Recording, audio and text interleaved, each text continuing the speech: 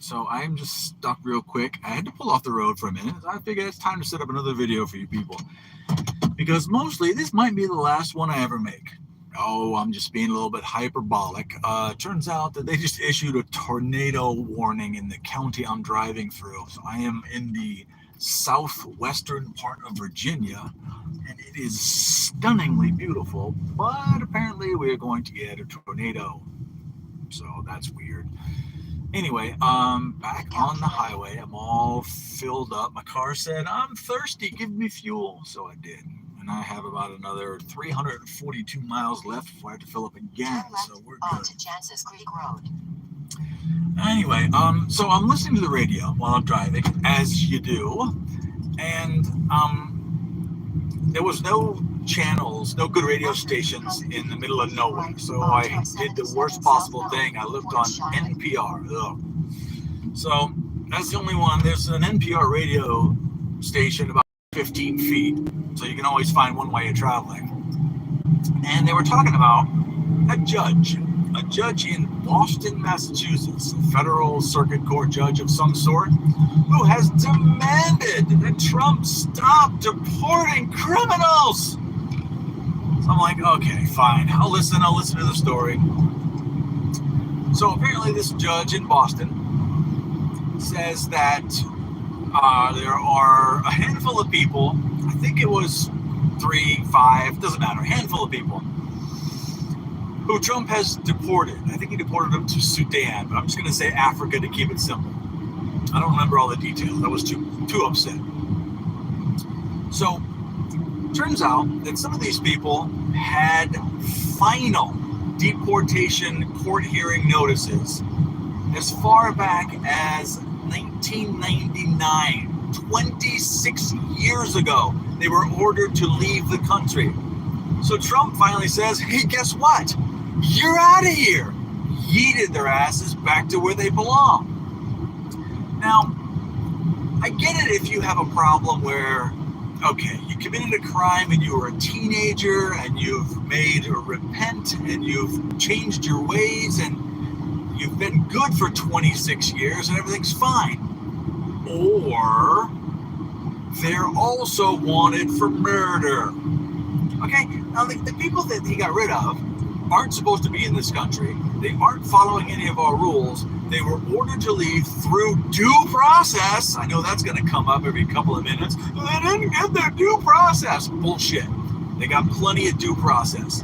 They were ordered to leave 26 years ago. It just said, nah. And they got to stay for free. And they do whatever they want. Now, that's the oldest one. That's the worst example, who was given the final order in 99. There was another one who had a final order in 2001, another in 2005, something like that, one in 2015. It doesn't really matter. If they were given an order, a final judge's order to get out of the country and you're being deported, they need to go now, immediately. Not in a week, not in a month, not in 26 years. You got to go. I don't know why this is so hard to understand. So this judge jumps up off his bench and slams his gavel. Trump is a bad man. You need to bring them back now.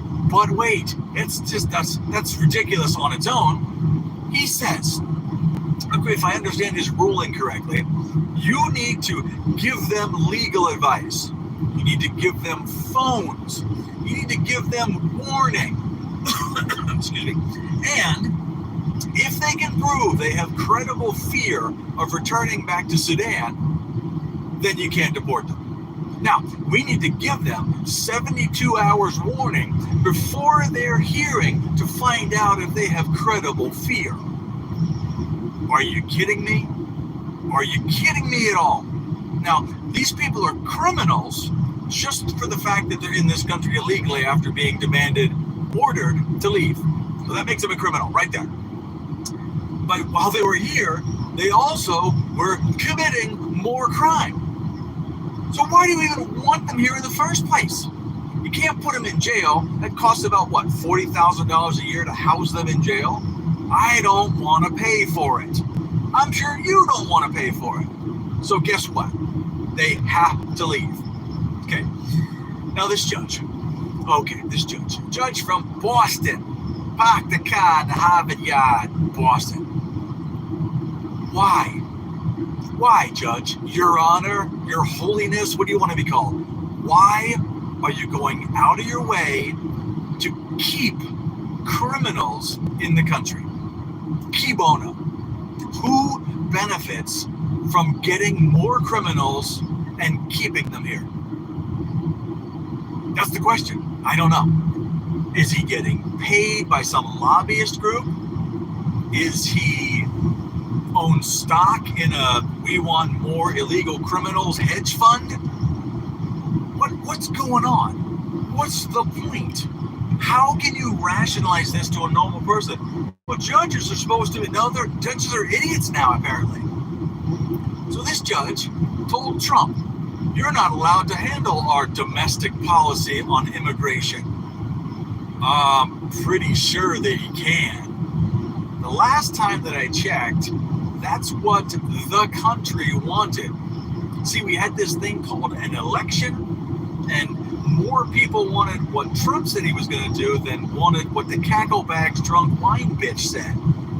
So we got the bad, evil orange man, and he's doing what he said he was going to do, and all the judges are mad. Did I get that right? Am I understanding how this is working out? So, I can't understand it. I can't understand what this judge benefits from. Why does he want to keep more criminals? And what can we do about these judges? Is this an insurrection? Is it a form of a soft coup through legal warfare? Either way. What's the process for taking these judges and saying, hey, you're overreaching, or sit the fuck down? Your judging, your rulings mean nothing. Does everything have to go to the Supreme Court?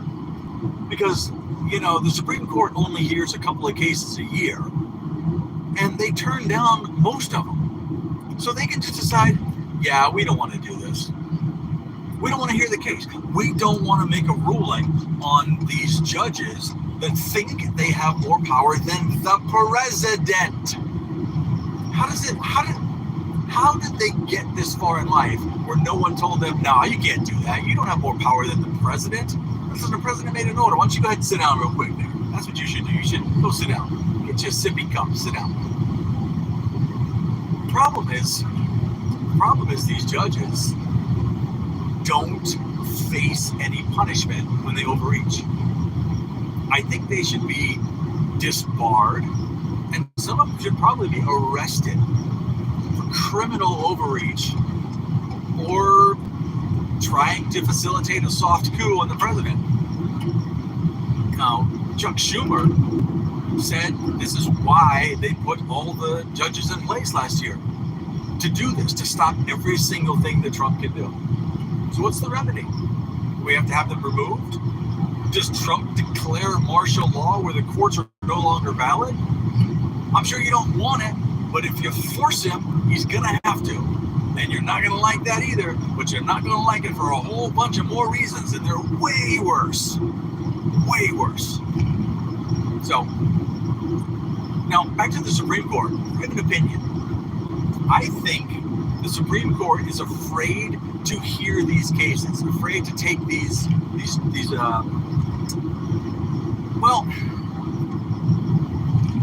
I think they're just afraid.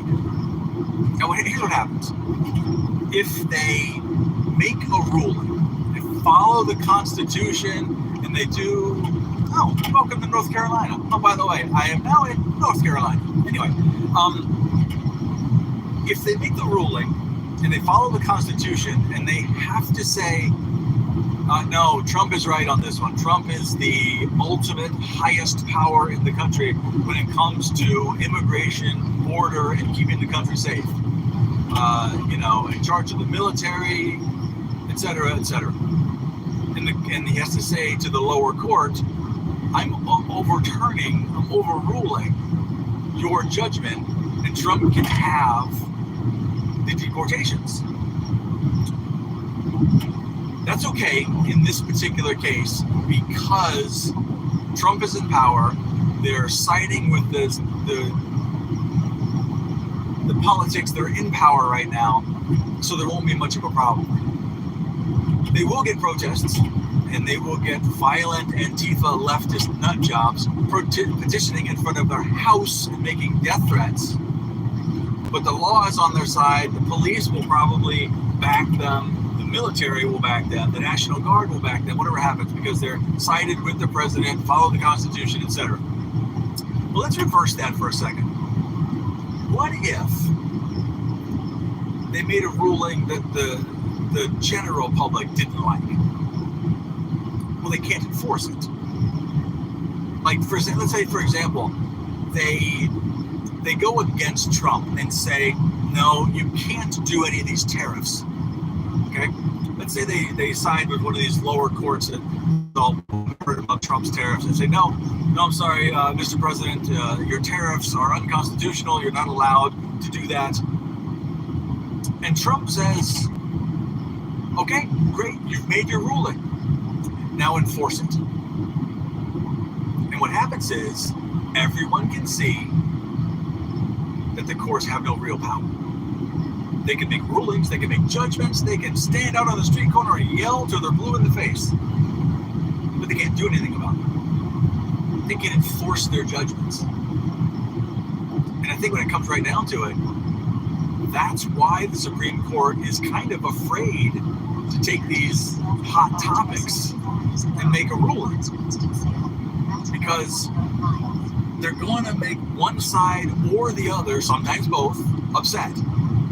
And when the pitchfork mob comes after them, they can't do anything. They're helpless. So that's why these lower court judges feel like they can get away with murder. I think they're in on the secret. I think they know that the Supreme Court won't do anything because they're terrified. That's not fun, but I think that's probably more based in reality than anyone wants to admit. Yikes. We're in for a lot of trouble, aren't we? Boy, these judges. I don't know. I think if Trump did enact martial law and suspended the courts for a brief period of time, I think everyone that voted for him would take a minute and go, wow, really? And then they would pause and think about it. Well, okay, I guess this is the only way to get things done. And it wouldn't be the first time that a president has done that. Joe Biden went against the Supreme Court over and over again. The student loans. He says, yeah, I'm going to forgive all the student loans. And the Supreme Court says, no, you're not. You can't do that. He goes, oh, okay, sorry. I meant student loans. I'll forgive them. I'll just put it in different order. It's a new law now. So he just did it anyway. And the Supreme Court, you know what they did about it? Nothing. Because they can't. So everyone figured it out. They can't do anything. Boy, scary times, huh? All right.